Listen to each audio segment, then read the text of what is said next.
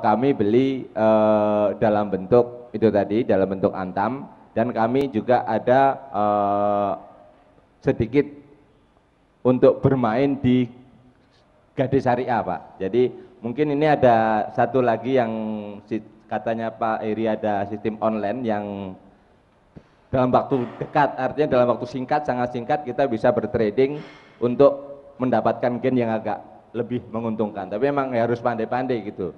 Nah, sebelum kita break, saya mau tanya ke semua bapak-bapak di sini. Ini kan masih banjir nih di Jakarta nih Pak ya. Kira-kira pengaruhnya ini gimana ini Pak terhadap pergerakan emas sendiri di Semarang ataupun di Jawa Tengah? Kalau harga emas mungkin kan harganya ada patokan dunia, harga emas dunia. Tapi tentunya seperti ini. Kalau harga sekarang misalnya harga properti, ini kalau di lokasi-lokasi tertentu, apalagi yang rawan banjir, harganya itu pasti turun, pasti drop pada saat ini. Tapi kalau emas ini walaupun kondisi yang terburuk terjadi, harga emas ini cenderung stabil bahkan bisa naik terus. Nah, ini yang seperti memang emas ini juga sebagai lahan untuk melakukan lindung nilai terhadap suatu aset, termasuk juga aset saham. Saham kalau banjir begini transaksi pasti lesu ya Pak ya, karena banyakkan yang investor saham kalau di Jakarta mungkin salah satu daerahnya yang kebanjiran sekarang yaitu Pluit. Nah ini itu tempat banyak investor saham rumahnya di sana Pak biasanya. Nah itu karena kebanjiran mereka tidak melakukan transaksi kan Pak. Mereka sibuk banjir. Nah ini yang menyebabkan volume transaksi sedikit merosot sehingga harga sahamnya juga lesu lah paling tidak seperti itu.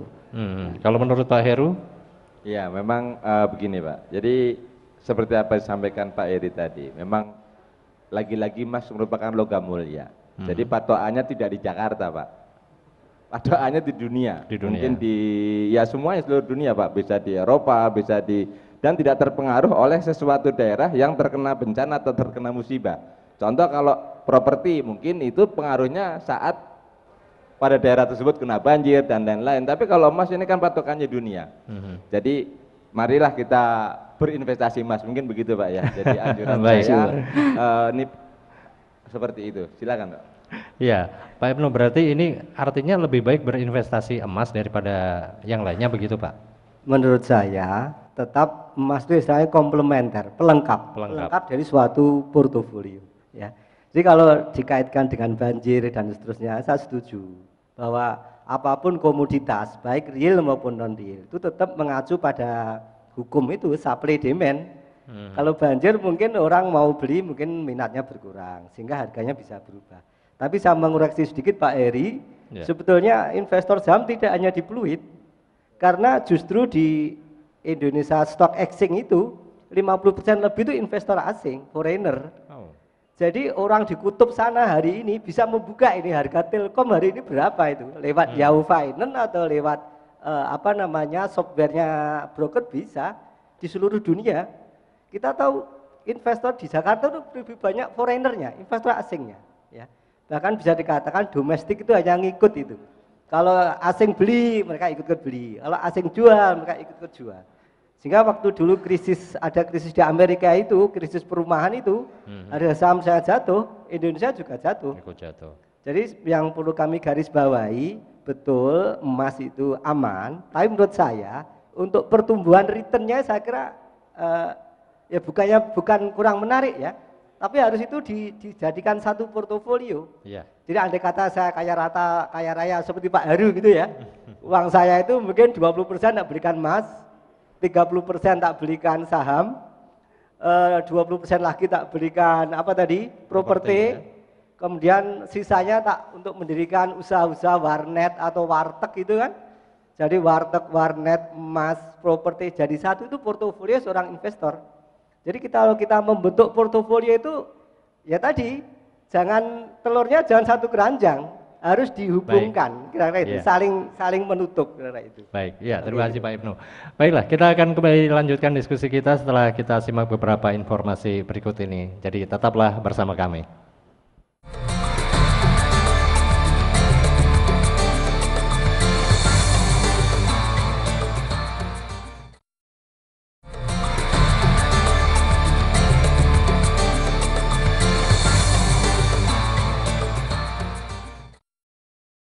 Ya, terima kasih Anda masih bersama kami dalam Prime Topic dengan tema mencermati investasi aman. Kita akan masuki sesi tanya jawab dan sudah ada para hadirin di Citrus Restoran Hotel Novotel Semarang yang akan menyampaikan pertanyaannya.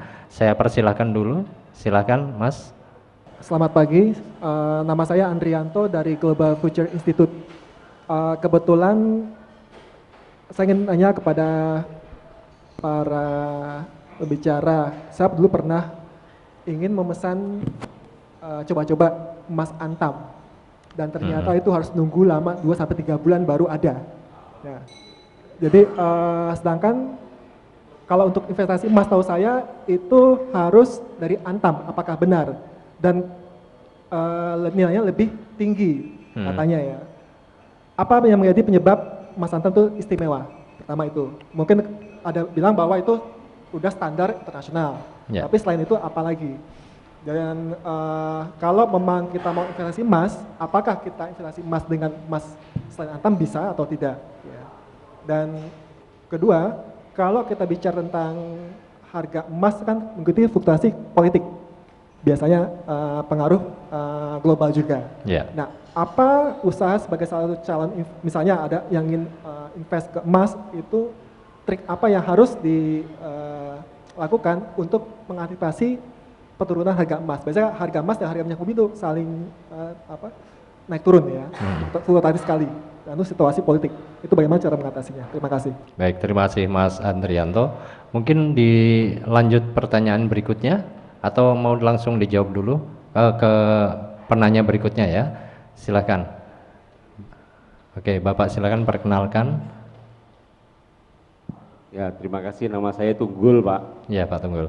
Saya kebetulan dari Banyumanik, ingin bertanya. Kebetulan di sini kan mencermati investasi aman.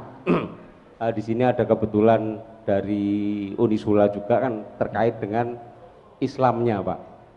Maksud saya aman ini tentunya dunia akhirat ya, Pak. Ya, maksud saya aman untuk akhiratnya itu apakah aman dengan investasi emas seperti ini, Pak? Kaitannya apa? Setahu saya kalau bertransaksi itu harus ada barangnya. Ini uangnya, ini barangnya. Nah, ini kalau terus ada terkait dengan nggak ada barangnya, ini mungkin apa malah nggak aman di akhiratnya. Mau saya kalau akhiratnya aman pasti aman di dunianya. Itu yang pertama. Yang kedua, kapan waktu yang tepat kita berinvestasi atau beli emas? Kapan? Terima kasih. Oke, mungkin langsung dijawab dulu Pak Heri dulu deh ya. Apakah pertanyaan Mas Andrianto tadi, apakah harus antam gitu Pak? Apa istimewanya ya? Oke, kalau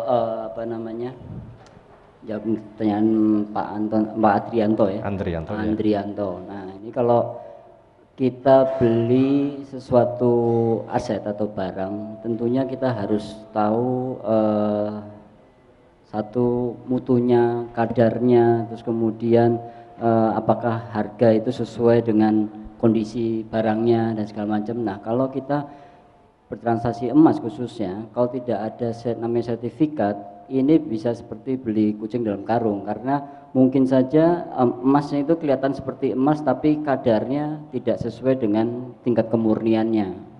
Bisa saja, apalagi kalau di Indonesia memang biasanya hampir sebagian besar, bahkan kalau di toko emas itu kadar karat 24 karat, yaitu yang seharusnya emas murni itu cuma nilai 90%. Nah, untuk mengeliminir risiko seperti itu, kita bisa membeli emas yang memang kadar karatnya sudah tersertifikasi dan dijamin sesuai dengan kadar karatnya. Nah, itu memang yang sertifikat yang dikeluarkan Antam ini sudah diakui, karena memang Antam ini ditunjuk oleh suatu lembaga yang namanya LBMA, London Bullion Market Association, untuk melakukan sertifikasi kemurnian emas di Indonesia. Nah, ini oleh karena itu kenapa harga emas Antam ini cenderung mahal, tapi mahal ini dalam konotasi bahwa harganya memang sesuai dengan kadar karatnya, bukan harga emas yang di toko emas misalnya, karena itu biasanya walaupun bentuknya logam mulia, biasanya itu hasil leburan ya, emas perhiasan dilebur terus kemudian dijadikan batangan, emas batangan. Tapi tentunya ini kemurniannya tidak sesuai dengan kadar aslinya. Nah ini makanya disarankan untuk membeli emas Antam, ya sertifikasi dari Antam. Saya rasa seperti itu. Apakah harus nunggu lama 2 tahun seperti kata Mas Andrianto tadi? Nggak perlu. Jadi walaupun harga emas itu naik turun, tapi trennya tetap naik. Kalau dalam 10 tahun terakhir, harga rata-rata kenaikan emas ini sebesar 20% per tahun. Walaupun harganya berfluktuasi naik turun. Setiap hari harga emas ini memang berfluktuasi. Bisa naik, kadang-kadang turun. Nah, tapi trennya tetap naik karena satu tadi emas ini adalah komoditas. Komoditas yang tidak bisa diperbarui. Permintaannya semakin banyak karena penduduk dunia makin banyak, tapi suplainya, barangnya sendiri makin lama makin langka. Sehingga mau nggak mau harganya karena peminatnya banyak, harganya naik terus. Baik, mungkin langsung menjawab pertanyaan dari Pak Tunggul ini. Apakah kaitannya dengan dunia akhirat ini, Pak? Ya, kalau soal ini dunia akhirat nanti mungkin Pak Ibnu yang lebih cocok, tapi mungkin saya bisa kasih mungkin ini nanti mungkin dikoreksi oleh Pak Ibnu. Jadi kalau seperti saya sampaikan tadi, untuk transaksi kontrak berjangka ini standarnya jelas. Artinya standarnya dan standar ukuran waktu penyerahan sudah distandarisasi sehingga memang sesuai dengan ketentuan mungkin kaidah Islam ya. Jadi walaupun tidak ada transaksi secara fisik, tapi standar mutu baku unit komoditas yang diperdagangkan itu sudah distandarisasi sesuai dengan hukum Islam. Mungkin nanti Pak Ibnu bisa menambahkan, namanya saya lupa apa. Jadi memang transaksi bukan transaksi fisik ya, tidak menyebabkan fisik. Seperti juga misalnya kalau kita menabung di bank, uang fisiknya kita serahkan ke bank, kita cuma dapat buku maupun ATM. Tapi di buku atau ATM itu ada nilainya. Sama seperti kita, emasnya memang tidak ada secara fisik, tapi nilainya itu ada. Jadi nilainya lah yang kita sebagai bukti kepemilikan emas untuk transaksi berjangka. Seperti itu. Ya, terima kasih. Sebelum dilanjut ke Pak Ibnu, kita mesti break dulu ya. Jadi jangan kemana-mana, tetaplah bersama kami dalam Prime Topic.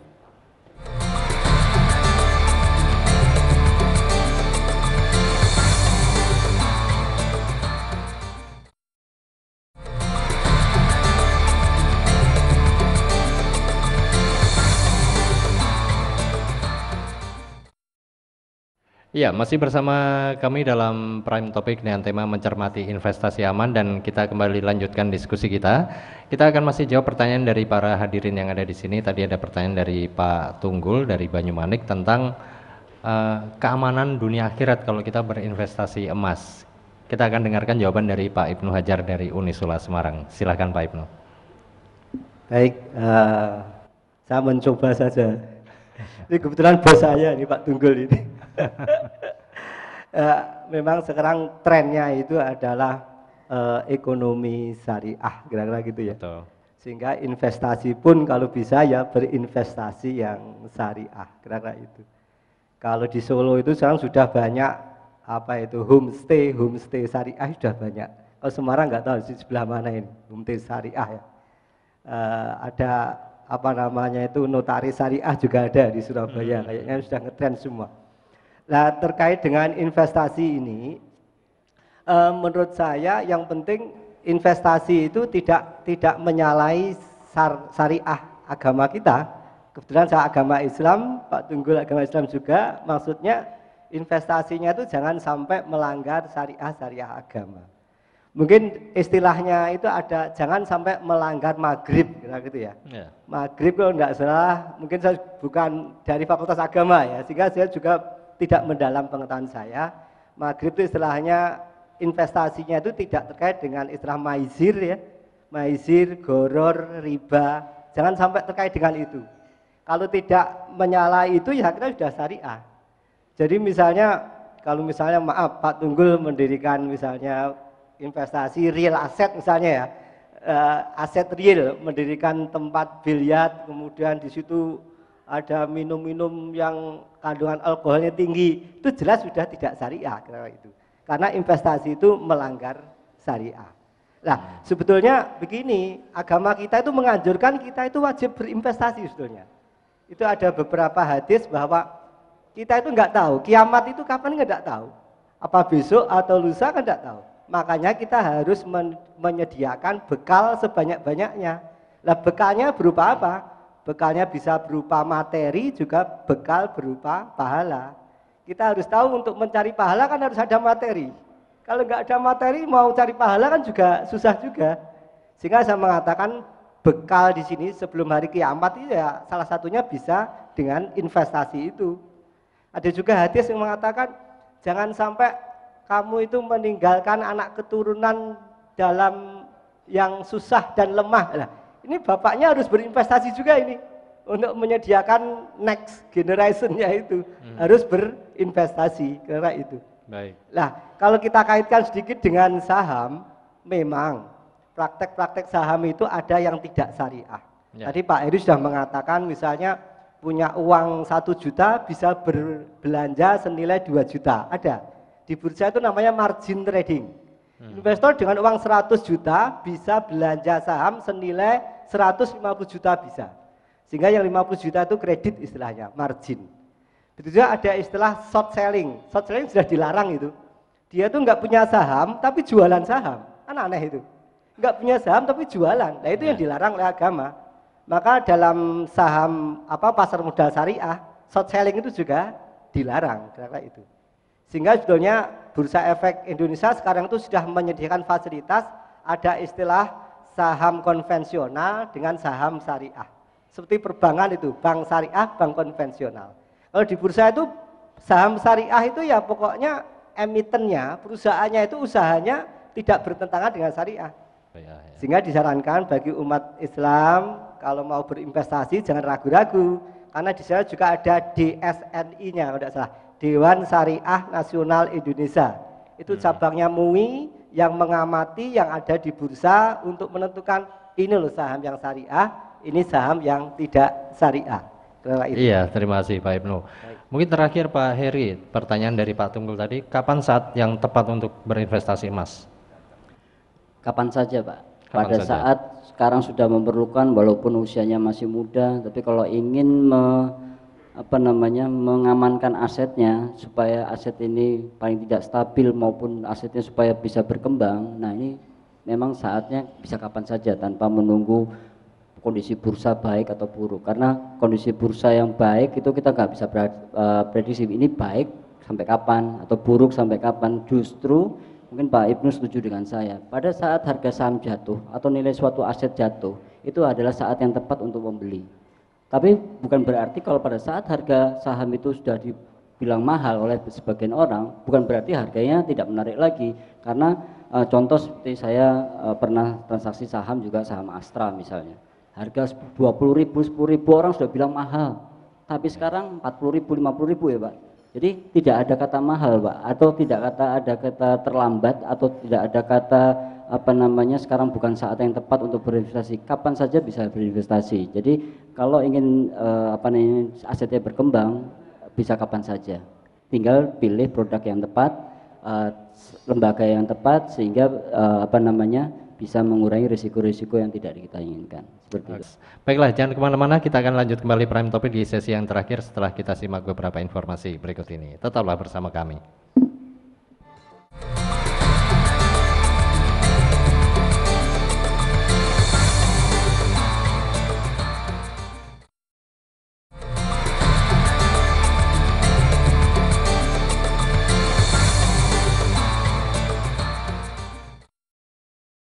Terima kasih Anda masih bersama kami dalam Prime Topic dan tema mencermati investasi aman. Dan saat ini kita sudah masuk di sesi yang terakhir. Kita akan dengarkan statement penutup dari para narasumber.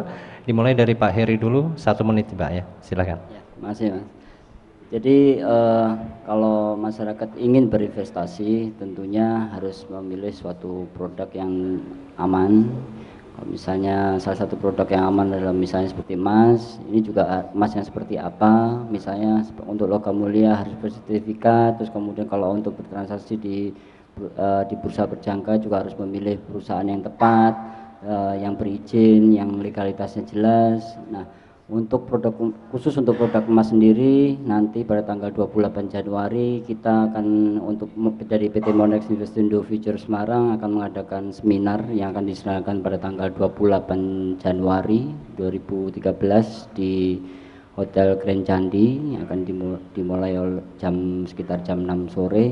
Nah, ini akan diberikan banyak informasi baik itu prosedur transaksi emas, terus kemudian investasi emasnya sendiri, atau juga strategi untuk bertransaksi sehingga tujuan investasi yang yaitu cari untung benar-benar bisa dioptimalkan dan juga bisa seminimal mungkin risiko yang bisa terjadi untuk investasi emas ini, karena memang investasi emasnya sendiri kan sudah cukup banyak dikenal, memang dikenal terus naik, stabil naik sehingga bisa untuk jadi bahan induk nilai maupun mengalahkan inflasi. Nah, seperti itu. Iya, terima kasih Pak Heri. Dilanjut Pak Heru, silahkan.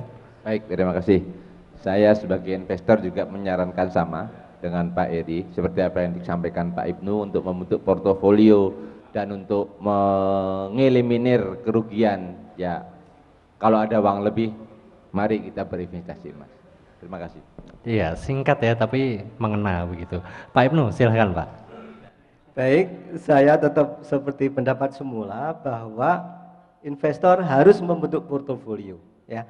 Dalam arti begini, investor itu sudah punya rencana keuangan secara menyeluruh, misalnya sudah punya rumah, sudah punya asuransi, sudah punya uang untuk darurat, jaga-jaga. Nah, seperti Pak Heru, kalau ada uang lebih silahkan berinvestasi. Dan dalam berinvestasi banyak strateginya, ya. Yang penting emas memang bisa menjadikan salah satu alternatif dalam mengisi portofolio investor. Begitu juga saham tidak ada jeleknya untuk mengisi juga dalam suatu portofolio. Dan strategi untuk investasi saham itu memang agak berbeda dengan emas tadi. Kalau Pak Heri sewaktu-waktu bisa beli emas, kalau di saham itu ada mudah sekali. Silahkan klik Yahoo Finance, di situ ada analisis teknikal. Time to buy dan time to sell sangat mudah, ya. Orang eksak buka itu 1 jam bisa, kalau nggak bisa hubungi saya, ya, karena seperti itu ya. Kira-kira begitu. Baik, terima kasih Pak Ibnu. Iya, kita sudah dengarkan statement penutup dari ketiga narasumber kita dan ini sekaligus mengakhiri prime topik kita untuk hari ini. Saya Advianto Prasetyo Budi segera pamit undur diri.